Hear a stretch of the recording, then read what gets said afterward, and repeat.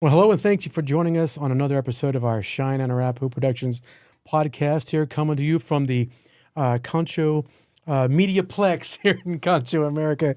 Joining me today, I have folks who are going to talk about the Cheyenne and Arapaho Tribes MMIP chapter. So if you guys would start, we'll start with the governor, of course. Introduce yourselves, and we'll go over to the table here. Good afternoon. I'm Reggie, Wassana, Governor. Good afternoon. I'm Bobby Hamilton. Good afternoon. I'm LaRenda Morgan. Okay, well, that was short and sweet. So I know that the chapters where we just discussed around a little over 2 years old, and I know that there are other MMIP chapters in Oklahoma. I'm guessing we're one of the youngest.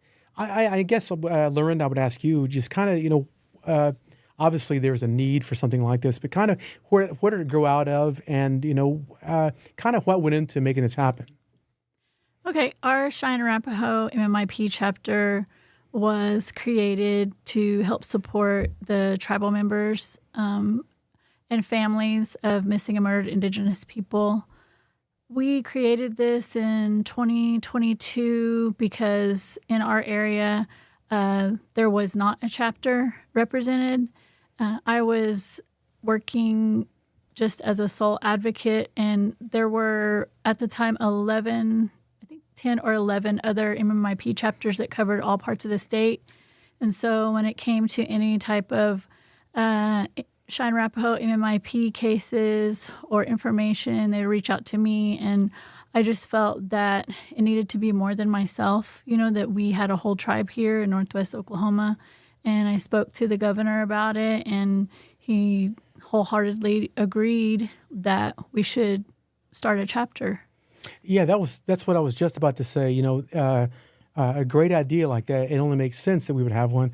But you can't just jump in and say, hey, we need to do this. But you need backing from the tribal government, like yourself, Governor Wassana. Yes. That's your cue. Yes, okay. Obviously, it's something you feel strongly about as well. It all started out as MMIW with the women, and I think as time evolved, I think it encompassed more of the tribal people, all of the tribal people actually. So we had some cases that we wanted solved, we wanted opened, we wanted the cold cases to be opened up. There wasn't a law or a policy at the state level or the federal level that really allowed tribal people to enforce laws or policies. So LaRenda had started this and got a lot of people involved, all those people who had murdered and missing loved ones, and they didn't necessarily have to be our tribe. We had a lot of tribes respond and come up, and we had a parade, and we had speakers, and everybody kind of told on how they were affected by their missing one, or their parents, or their mother, aunt, or somebody who had disappeared. So we were very, very interested in trying to do something, and we advocated state law, federal laws, and through that you can see that Governor Stitt signed a bill in regards to the MMIP, and we had federal and other states. LaRenda's helped other states get their laws passed. So it was a really good convergence of all the people who were interested, and it necessarily didn't have to be somebody you lost in your family, but you supported other families as well to try to help them find their loved ones or open up those cold cases that were set aside. And as Indian people, we always kind of feel that the public doesn't look at our lives as being important, so we get pushed to the side, and somebody of greater wealth or high prestige may have their cases looked at and continued and resolved. So we just wanted all fairness to say that just tell us who committed this crime or help us find our missing loved ones. So we tried to make that impact, and I think we did. We advocated, and we did make that impact. We went to all levels of the government, state, federal, tribal governments. We got a lot of participation, had a rally at the Capitol. So we did really well, and I think that with all the organizational events that we had and it going out to the media, and of course our local advocates and putting together a committee and committee members participating and everybody putting their best foot forward, I think we made a great impact. And across Indian country, people have noticed what we've done, and we've tried to help organizations as well get organized and get bills passed at their state level. So I think we made a pretty good impact, and we were more than happy to help and get this process going throughout not only the state but through the country. And now the Bureau, the BIA, has offices for MMIP as well. So we've definitely made this awareness that we wanted to create. It has been acknowledged and it's been put into force, and there's now laws and policies made. So that's a great thing, and I'm glad that's been accomplished. Yeah, you mentioned the word convergence, which I think is absolutely the right word to happen there. That's when you can try to do something by yourself, but I think we all know that you have to make they have to have collaborations. You have to have buy-in from other people. And, you may not like to work with several federal governments, or you may not like to enjoy, let me say enjoy, that's what I meant. You might not enjoy working with state government or federal government, but it all has to work. It's so necessary. I mean, we're seeing that in Congress right now. I mean, it's like you guys have to work. I mean, it has to work together, both parties. And stuff has to converge, be there. First of all, everyone has to get to the table and be convinced that coming to the table is a worthwhile effort for something like this. Bobby, we talked about awareness. Native people have been aware of this issue for years and not just years, but decades, and it's something that's been around forever. But to the larger public, MMIW / now MMIP it still is something new. But it's amazing to see the how people have picked up on it, and I'm talking about the local media, especially and national media. And now you see it in newscasts. Now you hear about it on the radio, and this MMIP chapter has had a hand in that. What have you seen on your end on this issue and the bringing it to the forefront? My insight on this has been there from the beginning when LaRenda first started the chapter. And to me, I take that to heart. I wanted to get involved with this awareness in many ways. When you say that it's new, it is and it isn't, because if you look throughout our history of our Cheyenne and Arapaho people, there have been missing and murdered Indigenous people throughout history. If you look at it in the sense of Sand Creek, if you look at it in the sense of the Ouachita Massacre, if you look at it in the sense of, recently, like the Carlisle students, those are missing and murdered Indigenous people, our relatives. So in a sense, today, when you look at it, it's still happening. It's still happening in a sense that a lot of our tribal members are still missing. We don't know where they're at. Same way, throughout history again, I just go back to our ancestors.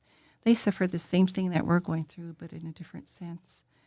My family has been affected by this. I know other families that have, and it affects a person spiritually, mentally, physically, in all aspects of our being that we face this. And so I became involved to support all our tribal members, all our Indigenous people.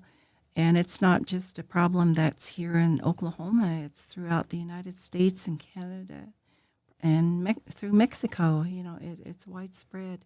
So bringing awareness to this sensitive subject, I feel it was important for me to get involved in this. just like you were talking, just kind of want to piggyback on what the governor said about making it. I don't know if you use the word fair, but I'd say equitable. And it's not like it's when I say we, I mean as Native people. It's not that we're asking for anything special, individualized favors. No, we're just asking to do what you do with every other population, and just because there's so many minority populations are, I guess the word be marginalized, I suppose. Just because the population may be smaller, that doesn't mean that they deserve any less than, they deserve the full investigation. I mean, maybe, certain populations don't have the political clout, but political clout and status should not determine whether or not your death gets investigated properly. And one of the things you guys both just mentioned is, I think when let's just say it's not even missing and murder, but when someone passes in your family, it affects that immediate family and the extended family, and something like this that's traumatic like this, especially when there's no answer, when that person is not found, or they found and they don't know what happened, then that's extra trauma on top of the original trauma, and that's something that's. That's. I think when something like that happens, the last thing you want to do is pile on. So, LaRenda, I know that and I don't want to, get into your business if you don't want to, but I know that that's kind of what got you started in this whole on this mission you're on, correct? Yes. Interestingly enough, what you just touched upon is something that we are currently working on for tribal members, is helping get their case pushed along, like currently as of today, and I had spoke with the OSBI just before coming over here. And that's one of the things that I think back when my cousin Ida Beard went missing, before that time and around that time. I'm sorry for our people who don't know when was that? Ida Beard, she went missing in 2015. Okay. So in 2015, when she went missing, there was a lack of investigation on her case. I remember in 2017, in 2016, 17, I had started talking about, her case and publicly. And I got invited to speak at an AIM rally at the state capitol. And in 2017, the MMIW campaigns and awareness was spreading down from Canada through the American Indian Movement chapters. And the Oklahoma chapter was having a rally for missing and murdered Indigenous women. And they had asked me to speak, and that was the first time I had spoken about Ida publicly. Seems like from that point on, we started having chapters pop up. We started having a lot of advocates. People started learning more in the Indian communities about this issue and this epidemic. But back at that time, we didn't have someone at the OSBI that we could call that was doing missing and murdered Indigenous people cases. We didn't have the missing and murdered unit at the BIA. We didn't have a missing and murdered tribal liaison at the U.S. Attorney's Office in the Western District of Oklahoma. So now, current date, we have someone that, hey, if our tribal members' cases are not being moved on, if there's a lack of appropriate investigation, we have people that we can now call and say, we request this case to be monitored. We request this case to be looked at by someone higher.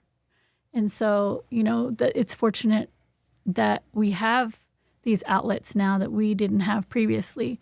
And I can say that, with Ida's law being passed in 2021, which creates a Office of Liaison within the Oklahoma State Bureau of Investigation, there is dedicated staff that is, that will investigate the cold cases, the missing and murdered cases of Indigenous people. They have a big, long list of things they have to do. They're still working on getting to that point where they are, collecting data. They will be offering trainings to law enforcement, on missing and murdered issues, jurisdictions. But kind of going back to that law being passed in 2021, that I saw last year we had a tribal member's murder case in Oklahoma City. It was investigated promptly. Within a year, they found the suspect. It's going to go to trial. That didn't happen previously. Yeah. A lot of people say, well, my case never got investigated. When we started this chapter, I requested that if we had any tribal members that needed to report their case, we have 31 tribal members that reported that they have a missing or murdered relative. Now, in the state of Oklahoma, the data is what is incorrect, because within some data from the Department of Justice, they show 45 current missing and murdered cases of all tribes. And then they have 30, that seems a little low. Yeah, 31 which are outside the state. So a total of, and they have unidentified, which is a total of 81. And we have a reported 31 cases that have, not all of these cases have actually been investigated, have been solved. They're cold cases.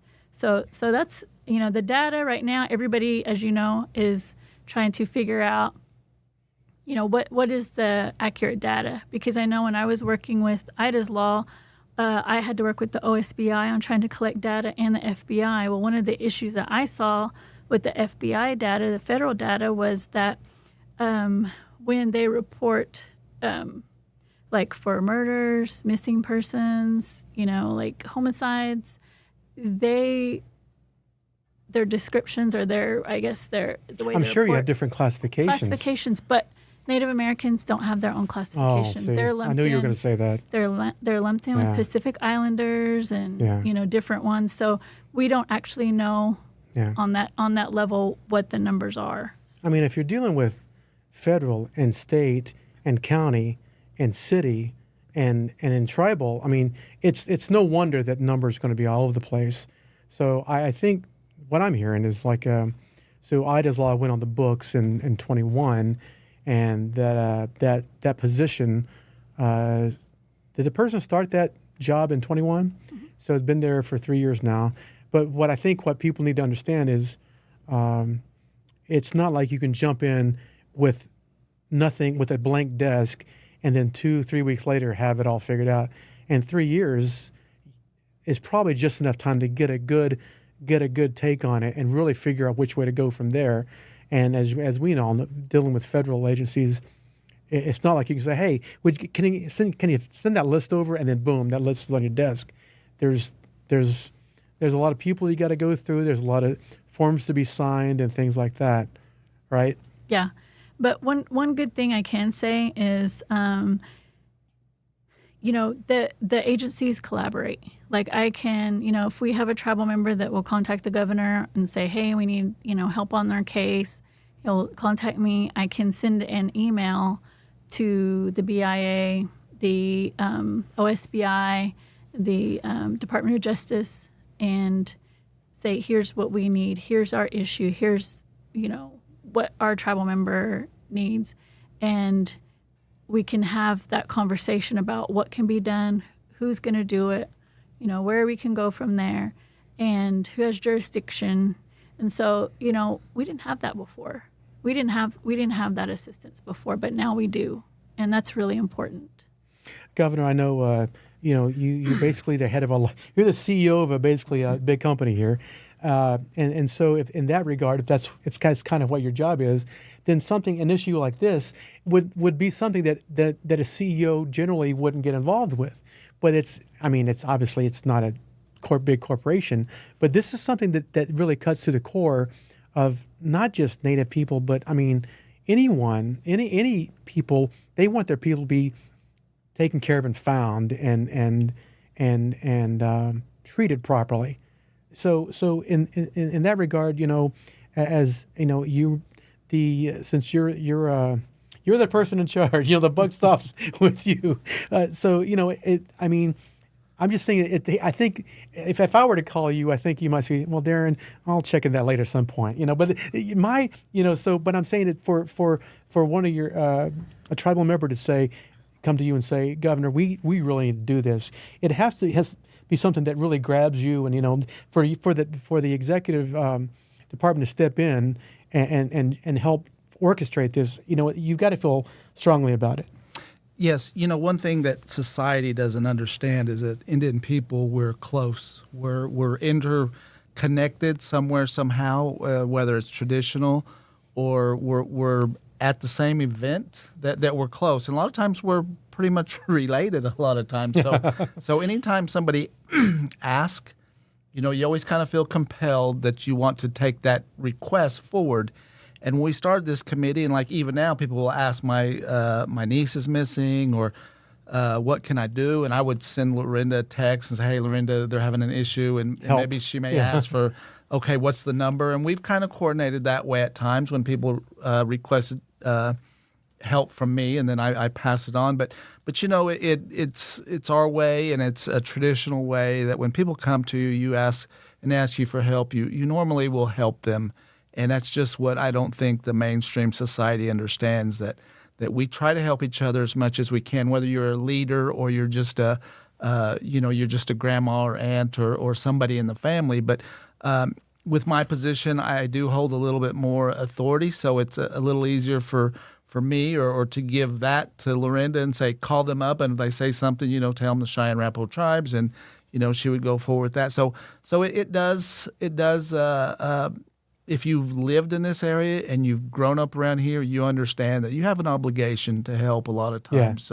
Just not as a tribal leader, but any position you're in, any title you hold. Like I said, you could be an aunt, a grandma, an uncle, or somebody, and you're compelled to help if somebody asks you for help. So it's just a way of life for us. But it is compelling when somebody is missing or murdered, and you want to know who it is, where they're at, and is there any danger out there that may be forthcoming to anybody else, that you want those cases to be resolved. So it is important. You never think twice whenever somebody says, I need help. So that's the good thing about our culture and tradition, is that we try to be there for people as much as we can. So we do try to bring those issues forward as much as we can. Have you spoken with much other tribal leaders in our state? Are they doing the same type of thing?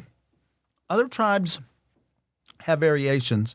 I think there are some chapters and are some committees involved, and some will join other chapters. I think we have some other tribes people with our chapter and with the organization. They'll come and support us, and I think we'll do the same with others. We'll have rallies in Oklahoma City at the Capitol. So other tribes, it depends on their local, what has happened there locally, because I know some tribes have had some devastating murders, and they are compassionate about those issues. So it depends, and some who may not be stronger will reach out to other tribes who are focused more so on trying to find and resolve those cases. So it varies, but I think it's at the top of the list on a lot of tribes and tribal leaders. And I know, talking about tribal leadership, I'd like to ask you two ladies. I know that I kind of jumped into this. We started talking about Ida's Law, and I think probably if you're listening to this podcast, or you probably have, if you're from Oklahoma, you probably have a good idea of what Ida's Law is. But for those of folks who may not know what Ida's Law is, it's been on the books since 2021, but I know that it took a few years to get it there, and I know, as a matter of fact, I think there was even we had some momentum before the pandemic, I believe, and then it didn't happen. So if you I don't know who wants to speak on it, kind of tell us kind of what it is and and what the kind of the progress of it is so far. Okay.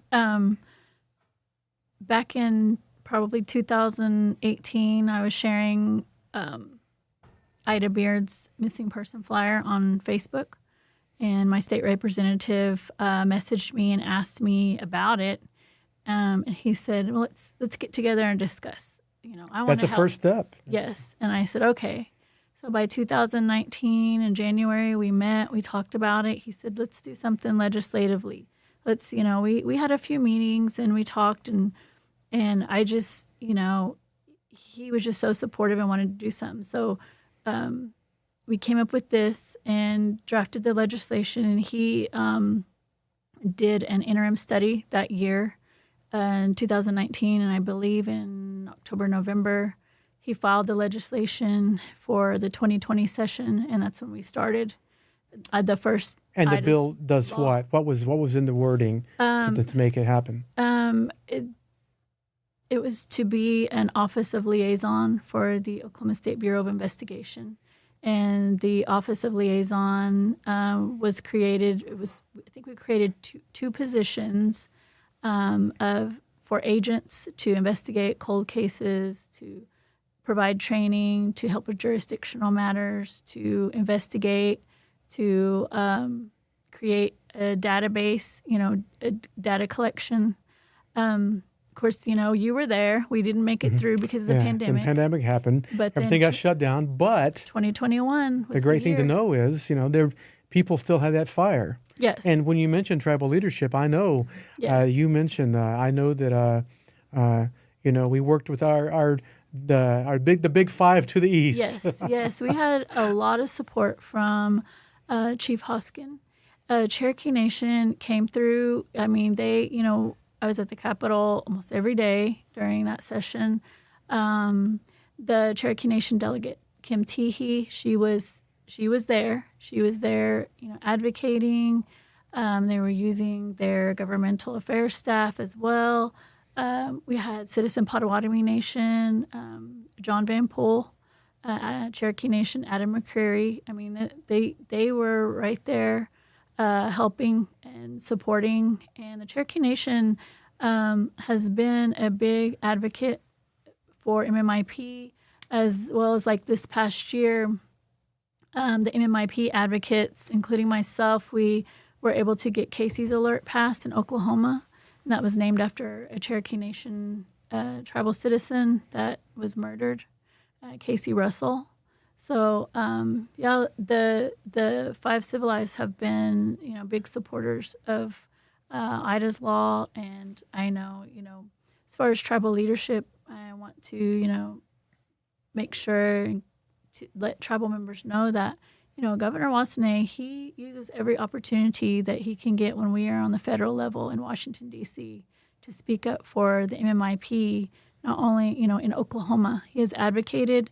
We have done policy recommendations through the Department of Interior for public safety, for MMIP, asking for more funding.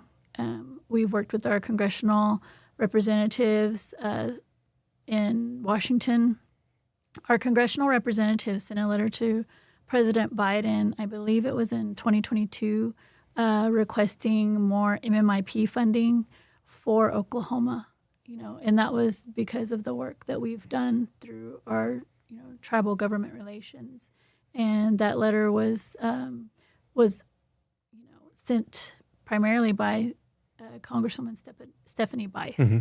And she, being the only woman in our congressional delegation, I, think it's amazing that she, put us out there and said, "Hey, let's do this," and sent the letter to the president. See, and I knew a little bit about that. I didn't know all that.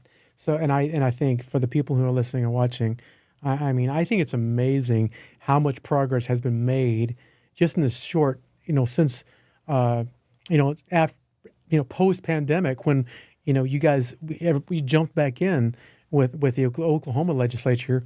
Like I said, Cheyenne and Arapaho Productions, we were there. We got video when it passed the House, passed the Senate. We got video of Governor Stitt signing it. Yes. And I said, wow, I can't believe it all happened so I said so quickly, but I know it wasn't. Yes. I know it wasn't a Well, quick thing. I had people like the Secretary of State and different ones say, you guys did a great job, because sometimes bills don't pass, and even in the first or second year, Exactly. it takes Exactly. years Yeah. for them to get some legislation passed.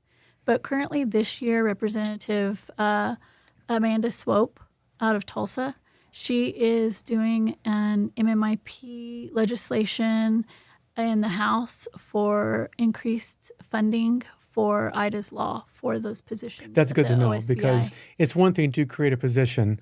That's a lot of work for one or even two people. So I don't doubt. I mean, I just, let's just. I'd like to. You got to keep this ball rolling, and I think the more awareness that you can garner, then the more people are. Ideally, the more they learn about something, the more they know about something, the more they incline them maybe to vote.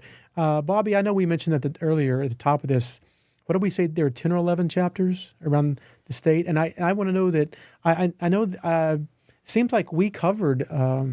Was there one down in Lawton that we covered with you guys? The bunch of different chapters around Oklahoma. Yes, there was an event held in Lawton with other chapters. It turned out to be a success. We kind of incorporated some stuff like on the fashion show, which was a big success too. But it also brought people together to create that awareness of MMIP. And I thought that was very important because, a lot of the people today, we face something different that we didn't face like 30 years ago. Social media is big in today's society. Our children, they have phones. 4-year-olds have phones. That 8-year-olds really have phones. Oh man, don't even get me started. That bothers me. Yeah, I think it's dangerous. So that comes with a lot of dangers for our children. And I think creating awareness of that to parents and grandparents. It's dangerous for 10-year-olds. My gosh, let's just be real here. It's so a lot of prevention can be put out there to families with children with telephones. There are you can regulate those. You can regulate those phones, and I don't think a lot of that is happening. You have human trafficking out there that all ties into social media.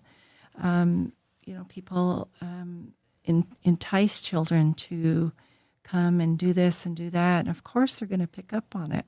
And so to keep our children safe, I think a lot of prevention, media, get in the media, use social media in the other direction, provide awareness to these issues for our children. And even our women, even our men, provide that awareness to them. They may not even think about anything like that until it happens, and then it's too late. Yeah, and I guess that's why I'm assuming that's, MMIW kind of became MMIP, referring to persons and not just women, and not to exclude anyone. I'm just saying that this happens all across the board. I mean, people who are vulnerable to social media, people who are vulnerable, physically and or mentally, or especially emotionally, those are the people that those type of people prey on. I agree with that statement because I have a 10-year-old and I just worry about her just walking down the street. I have to really keep an eye on her. I have to know where she's at all times. Her phone has a tracking system on it, and I think that's important. And like I said, just increase awareness among our tribal members, just something simple like that. Because the truth is, Native people in a lot of communities, I'm just going to get real here, they're still what I would call a marginalized society, a marginalized group of people where, just like other minorities, a traffic stop may be more than just a traffic stop. I'm sure we all have personal stories, and we're not going to get into that. But I do think, being brown has, First of all, I love being brown, but I'm just saying. Let's just be honest. It can work the other way, Right. and yeah, I think too, one of the missions of our chapter is to provide education, advocacy, and Yeah. awareness.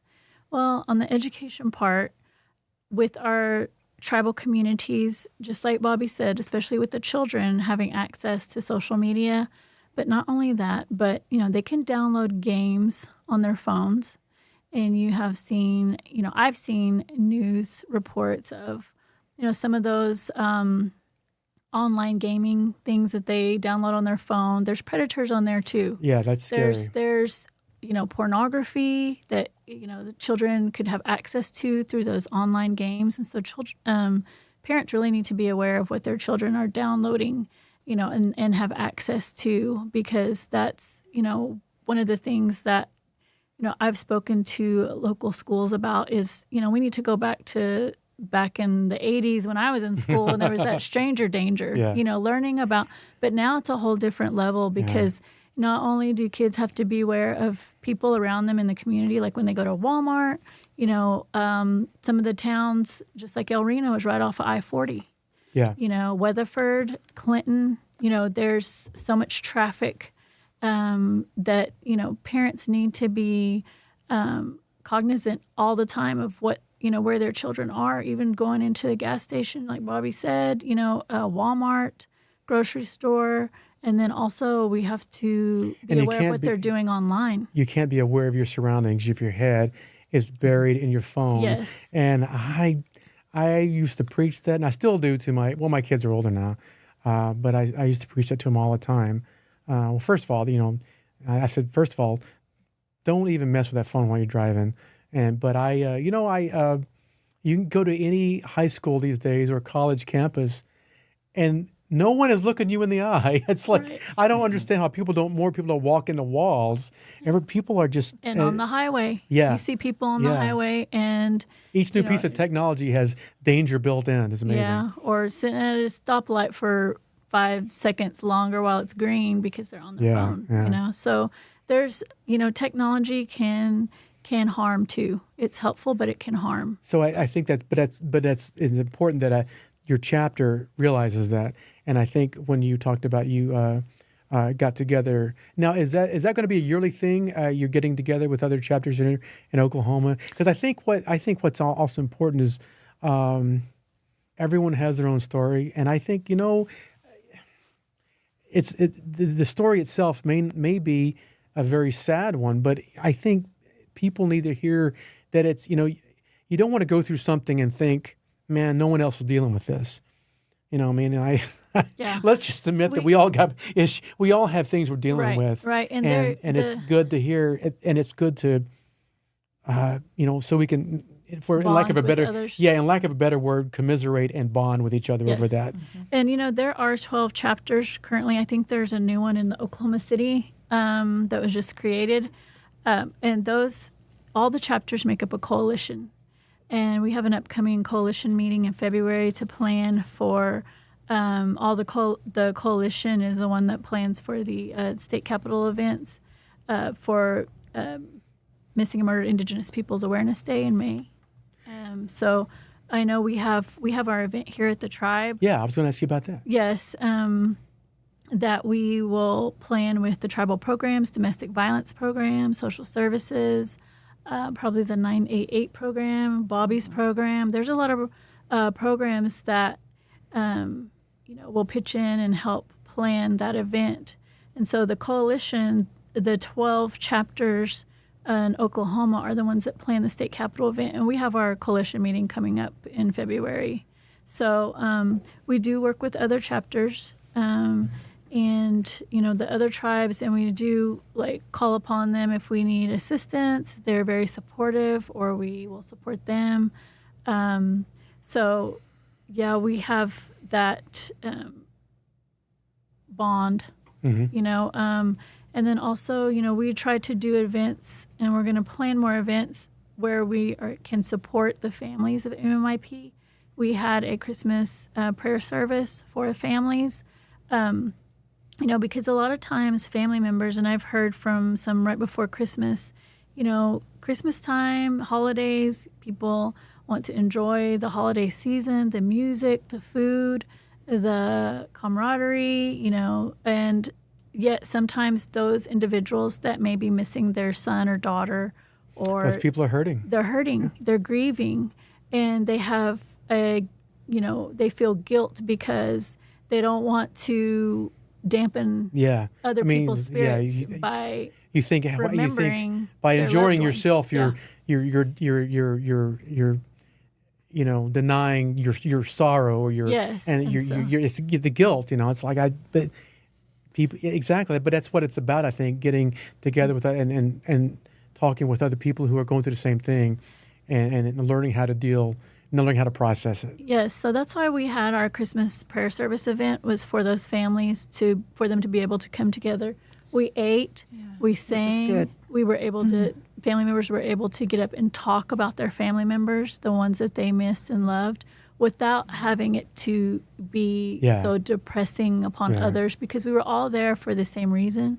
We were all there to remember them, our loved ones, and kind of, and not have to feel bad about it. Like we're, You're not bringing anything down. Yeah, not bringing anybody else down by remembering, And so it was a good event. People enjoyed themselves. They felt good, and they were able to carry on and go and be with their families and have their Christmas holidays, but still remember their loved one. I have to add to that with our prayer service too. There were toys that were donated and given by some of our members that were there. So the children, they were very happy. Put a positive spin on it. To see the smiles on their face. And I have to say, and I haven't talked to LaRenda about this either, but one of the members of the motorcycle club local in Oklahoma City have pledged to raise toys for that. All right, see, you heard it right here. You heard it right here. The Oklahoma Indian Bikers Hey, Association. there it was.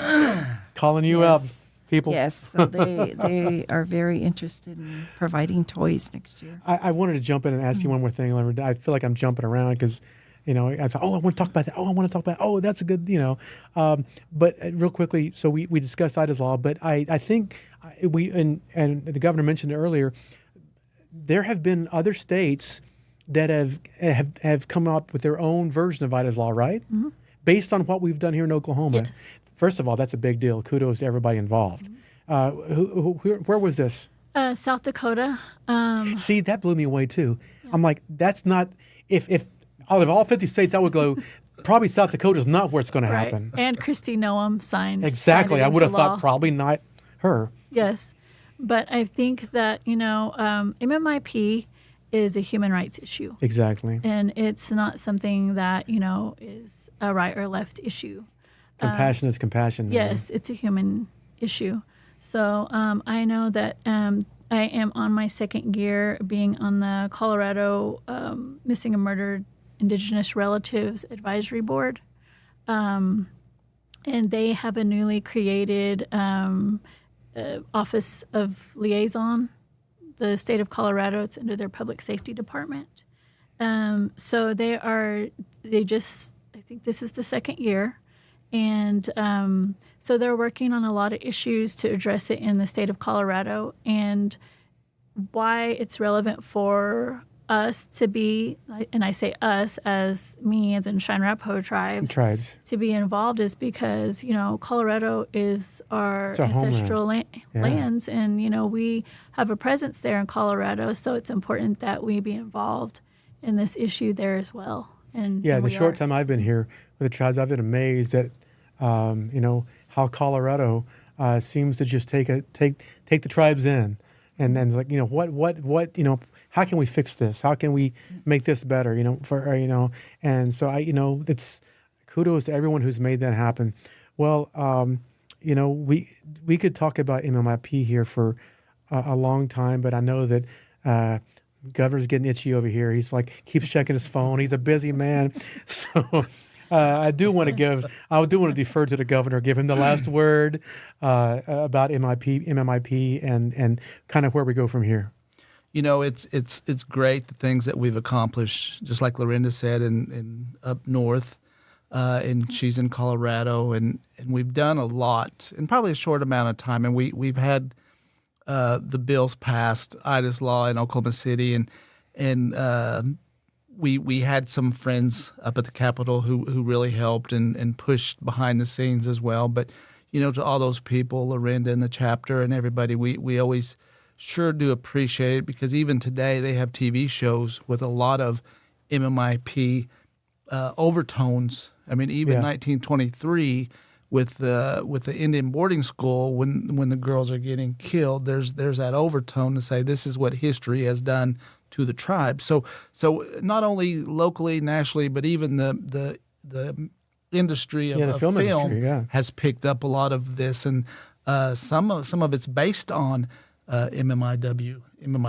issue. So with all that said, it's great that the tribes was a great part of moving the initiative forward, and it took people like our committee and in our chapter, and we started out small, we grew, and I think people understood that, hey, we all need to get on board. But with Bobby's help and LaRenda, it takes people. Sometimes you can't move a mountain on your own. You've got to have people to push, and I think we did it, and we did it well. So we just want to say thank you and applaud to all those people, not only around the table but out there in Indian country who made a big difference. Because today we're sitting on a podcast talking about it, where 2 or 3 years ago we may not have been doing this. So we've definitely made a change, and I think that's just a great thing to have had accomplished. So I just appreciate everything that's going on.